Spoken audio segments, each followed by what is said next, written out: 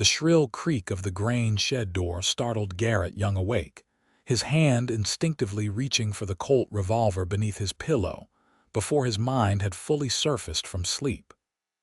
October 1883 had brought an early frost to Montana territory, and trespassers this far from town meant trouble. Garrett slipped from his bed, the wooden floorboards cold beneath his bare feet. At 32, he'd survived 12 hard years on this ranch, outlasting drought, blizzards, rustlers, and the crushing loneliness that came with choosing land over love. The lamplight cast long shadows across the cabin as he pulled on his boots and reached for his coat. "Whoever you are," he muttered, "you picked the wrong ranch." The wind bit through his coat as he crossed the yard, Winchester rifle in hand, his breath clouded before him in the moonlight. The grain shed door swung slightly on its hinges, an invitation he approached with caution. Garrett nudged the door wider with the rifle barrel and lifted his lantern. At first, he saw nothing but the familiar sacks of grain and tools hanging on pegs.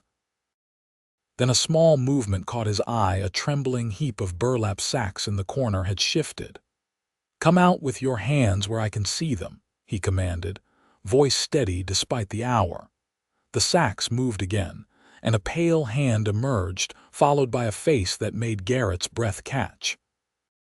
A woman young, perhaps in her mid-20s, with matted dark hair and hollow cheeks. Her eyes were unfocused, glazed with fever. "Please," she whispered, her voice barely audible. "I didn't take anything." Garrett lowered his rifle, approaching slowly. Heat radiated from her like a stove. "Miss, what are you doing out here?" She tried to push herself up but collapsed. "Running," she managed before her eyes rolled back. Garrett set down his rifle and caught her before she hit the ground. She weighed almost nothing in his arms, her body burning with fever. Without hesitation, he lifted her and carried her through the biting cold toward his cabin. Inside, he laid her gently on his bed and stoked the fire to blazing life. In the better light, he could see bruises on her wrists and a cut above her eyebrow. Her clothes were torn and dirty, her boots worn through. She couldn't have traveled far in her condition. "Miss," he touched her forehead, alarmed at the heat.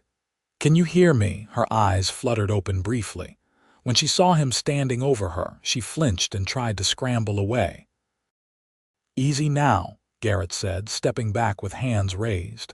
"You're safe here." The woman stared at him, confusion and fear battling across her face. Then something shifted in her expression. "Safe," she whispered, her voice breaking on the word. A lump formed in Garrett's throat as tears spilled from her eyes before she fell back into unconsciousness. Something about that single word, the way she'd said it, like a prayer, like salvation, brought unexpected moisture to his own eyes. "Yes, madam," he said to the sleeping woman. "You're safe now." He wiped quickly at his eyes, embarrassed at his reaction. 12 years of solitude had softened him in strange ways. Garrett busied himself gathering clean rags and his precious store of medicine, pushing away the unwelcome emotion. The woman needed help, not sentiment. For 3 days, Garrett nursed the stranger. Her fever raged, breaking only briefly before climbing again. He spooned broth between her cracked lips, bathed her forehead with cool cloths, and slept in his chair by the fire. Occasionally she would wake, confused and frightened, but each time he assured her she was safe, and each time she calmed at his voice. On the 4th morning, Garrett woke to find her watching him, her eyes clear for the first time. "You're the man from the shed," she said, her voice stronger though still raspy. Garrett nodded, pouring a cup of water and bringing it to her. "Garrett Young, this is my ranch." She accepted the water with shaking hands. Beatrice Lawson, Miss Lawson, you've been mighty sick." She looked around the cabin, taking in the sparse furnishings, the neatly kept shelves, the single chair where he'd spent his nights. "You've been caring for me." It wasn't a question, but he answered anyway. "Yes, madam." Why? The question surprised him. Couldn't very well leave you to die in my grain shed.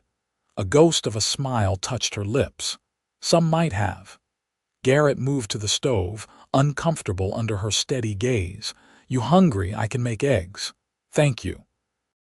She struggled to sit up, and he quickly moved to help her, propping pillows behind her back.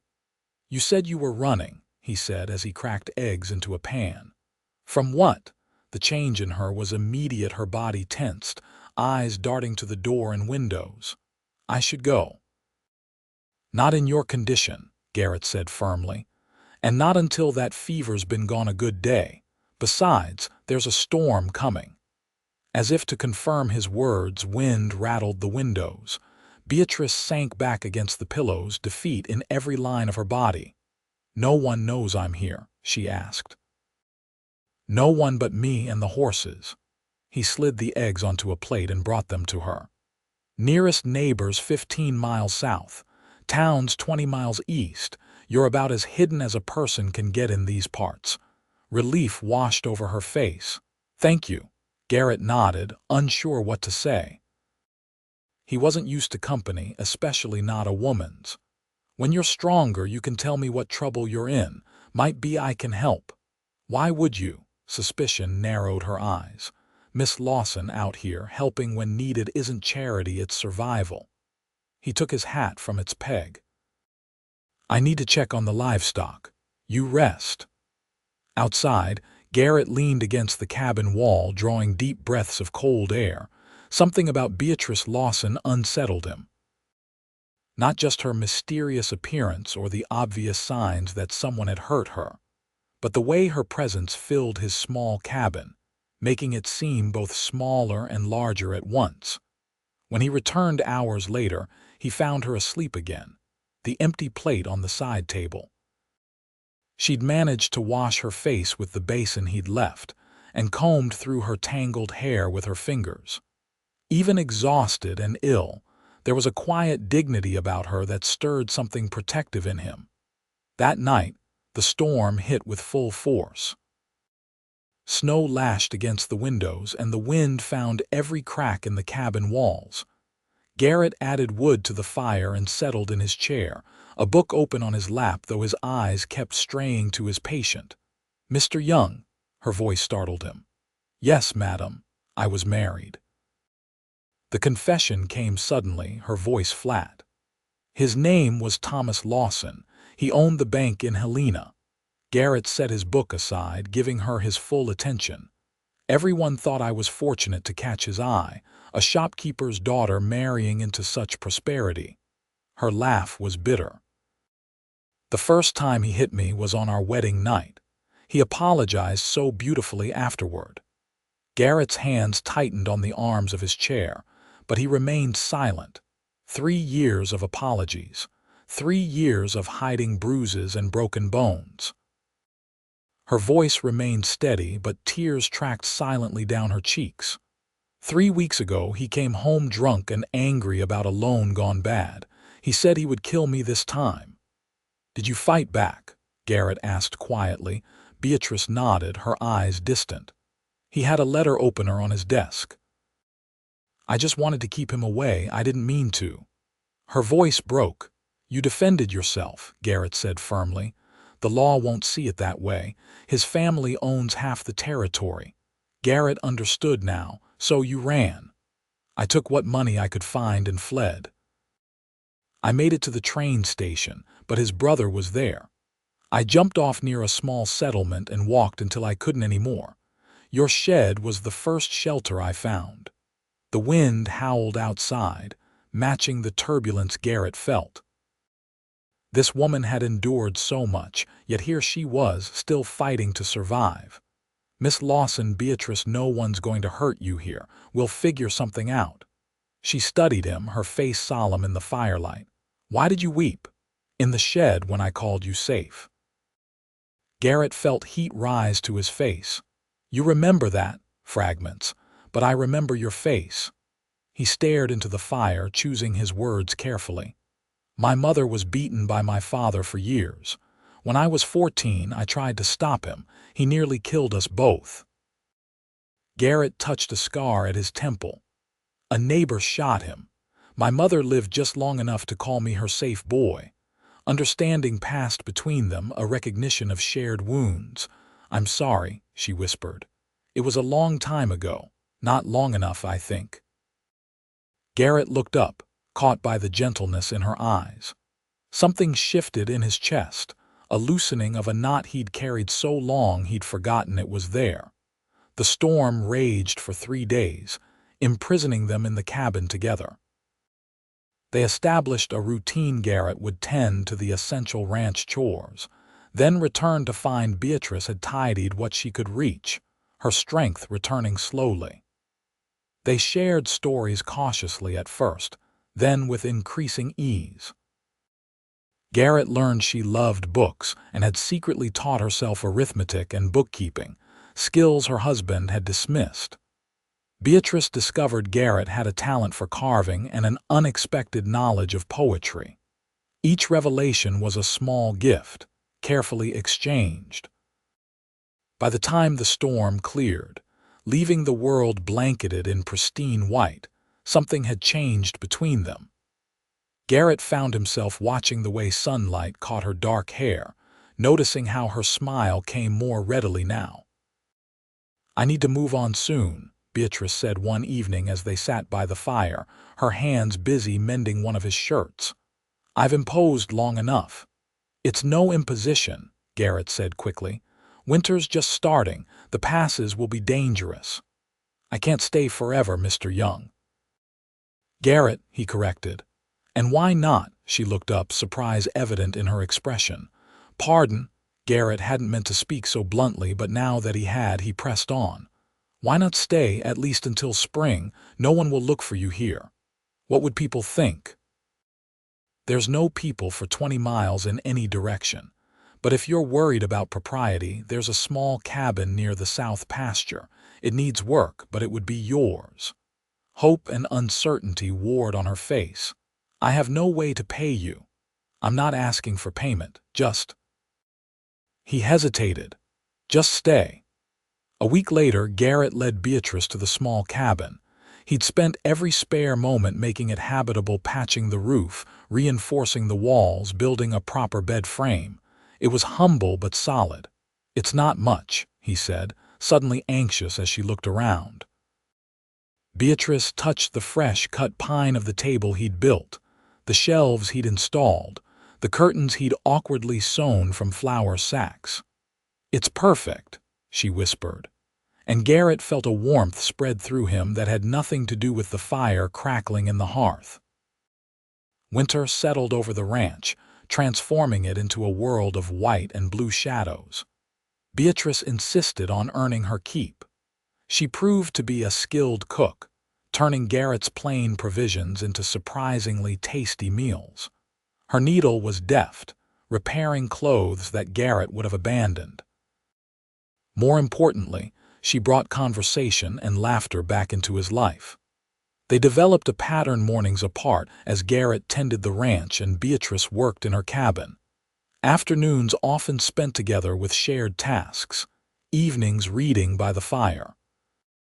Christmas approached, marking 2 months since Beatrice had appeared in his life. Garrett rode to town through snow drifts, ostensibly for supplies, but with a secret purpose. He returned with his saddlebags full of small treasures, real coffee, sugar, a bolt of blue fabric that had reminded him of Beatrice's eyes, and a book of Tennyson's poetry he'd found in the mercantile. On Christmas Eve, they sat before the fire in Garrett's cabin, a small pine branch decorated with string and carved wooden stars serving as their Christmas tree. I have something for you, Beatrice said shyly, handing him a package wrapped in brown paper. Inside, Garrett found a knitted scarf in deep red wool. When did you? I unraveled my old shawl. It seemed a better use for the yarn. She tucked her hair behind her ear, a gesture he'd come to recognize as nervousness. Do you like it? Garrett ran his fingers over the neat stitches. It's the finest gift I've received in years.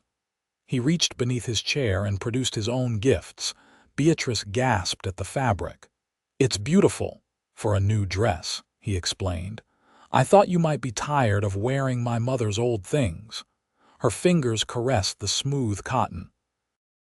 "Your mother's clothes have kept me warm. I'm grateful for them." "She would have liked you," Garrett said quietly. "She would have liked seeing them put to good use."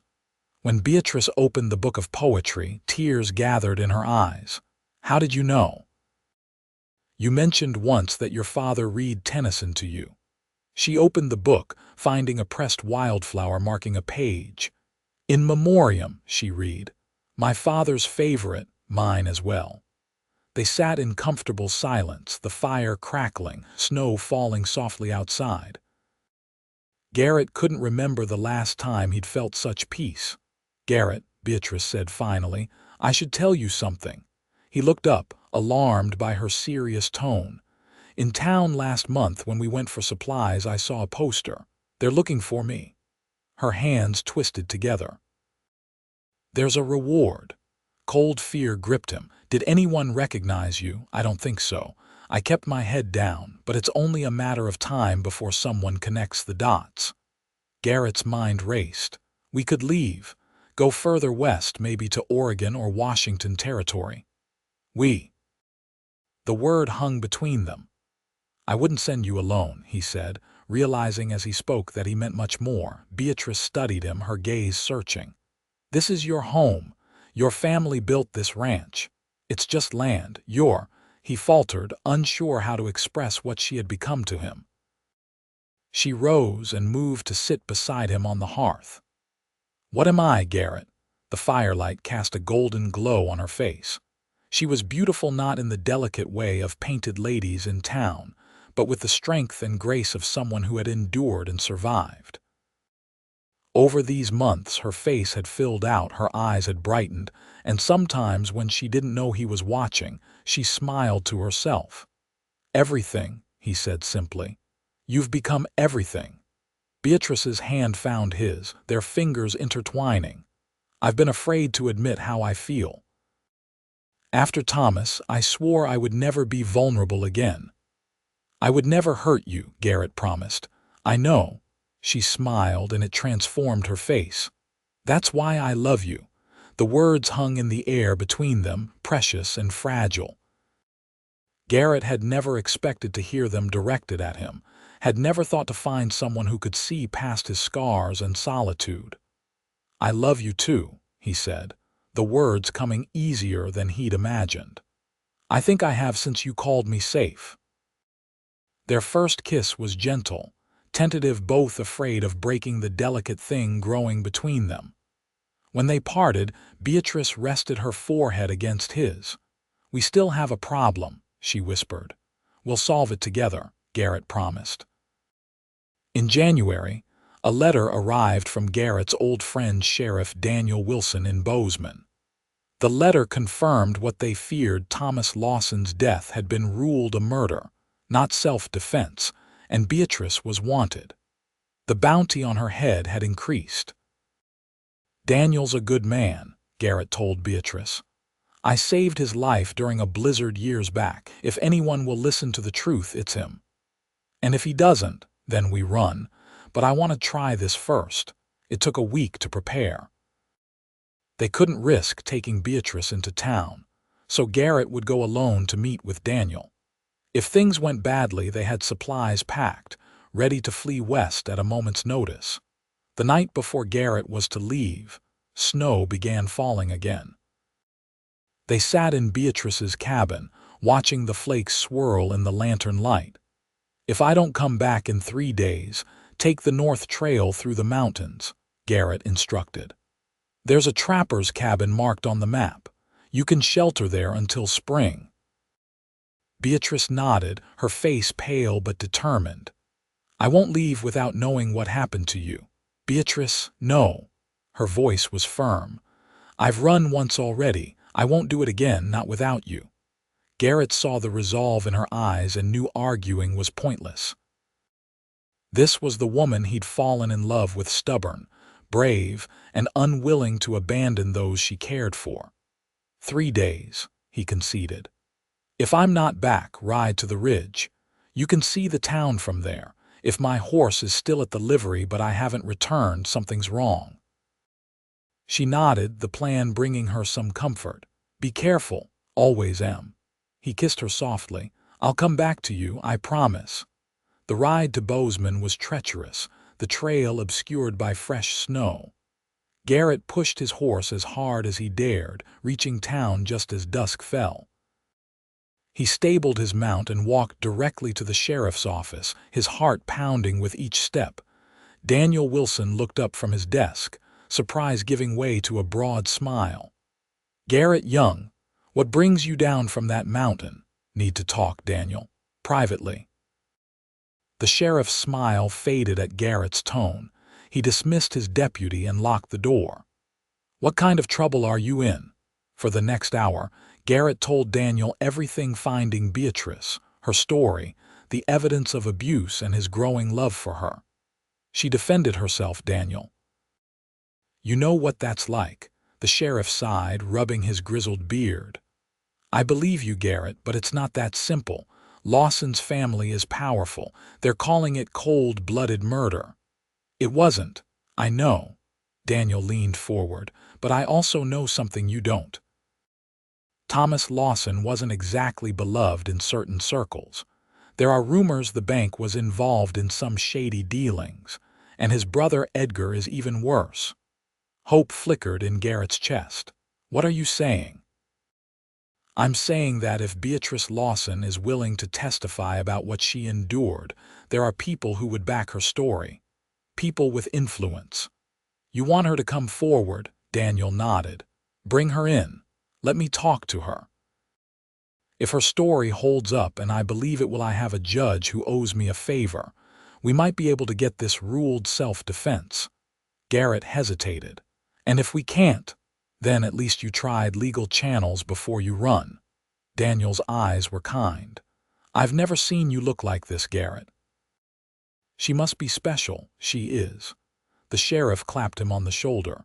Get some rest at the hotel. Head back tomorrow. That night, Garrett barely slept, weighing their options. By morning, he'd decided they would trust Daniel and face this together. The journey back to the ranch seemed twice as long, anxiety spurring him to push harder through the snow. As he crested the final rise, relief flooded him at the sight of smoke rising from Beatrice's cabin. She ran out as he approached, her face lighting up. You're back early. Garrett dismounted and swept her into his arms, kissing her thoroughly before setting her back on her feet. Daniel wants to help. He thinks we have a chance if you're willing to testify. Hope and fear battled in her expression. Really? It won't be easy, he cautioned, but we won't be alone. They spent the evening discussing the risks, the possibilities. By morning, Beatrice had made her decision. I'm tired of running, she said as they prepared to leave. Whatever happens, we face it together. The trial was difficult. Edgar Lawson brought his considerable influence to bear, painting Beatrice as a calculating gold digger who had planned her husband's murder. But Daniel had been true to his word. Witnesses came forward, servants who had seen the abuse, a doctor who had treated Beatrice's injuries, even a business partner who testified to Thomas's violent temper. Most surprisingly, Thomas's first wife appeared, a woman who had been paid to disappear years before, bearing similar scars to Beatrice's. Through it all, Garrett remained by Beatrice's side, his steady presence giving her strength. When she faltered during her testimony, describing the final confrontation with Thomas, Garrett's eyes never left hers. I just wanted to be safe, she told the court, her voice breaking. The jury deliberated for less than 2 hours. Their verdict, self-defense. Edgar Lawson stormed from the courtroom, vowing revenge, but Daniel's deputies escorted him out of town with a warning about the consequences of pursuing personal vendettas. It's over, Garrett told Beatrice as they rode back to the ranch under a clear spring sky. You're free. She smiled, the burden of months lifting from her shoulders. "We're free." They were married in June, with wildflowers covering the meadow near the creek. Daniel stood as Garrett's best man, and the few neighbors from miles around came to witness the union of the solitary rancher and the woman who had found refuge in his grain shed. That evening, as they stood on the porch of the main cabin, their home, now Beatrice wrapped her arms around Garrett's waist. "You remember what I called you that first night?" she asked. "Safe," he said, the words still holding power over him. "You've been that and so much more." She took his hand and placed it over her stomach. "And soon, there will be one more person for you to keep safe." Garrett's eyes widened, joy and disbelief washing over him. "You're certain?" Beatrice nodded, her smile radiant. "Our child will never know fear or pain like we did. They'll know only love and safety." Garrett dropped to his knees, pressing his face against her still flat stomach. "Thank you," he whispered, tears gathering in his eyes, "for trusting me with your life, with this new life." She ran her fingers through his hair. "My safe harbor." They remained like that as twilight settled over the ranch, the future stretching before them, not without challenges, but filled with promise. From the grain shed to this moment, they had forged something precious from their broken pasts, a love that had healed them both.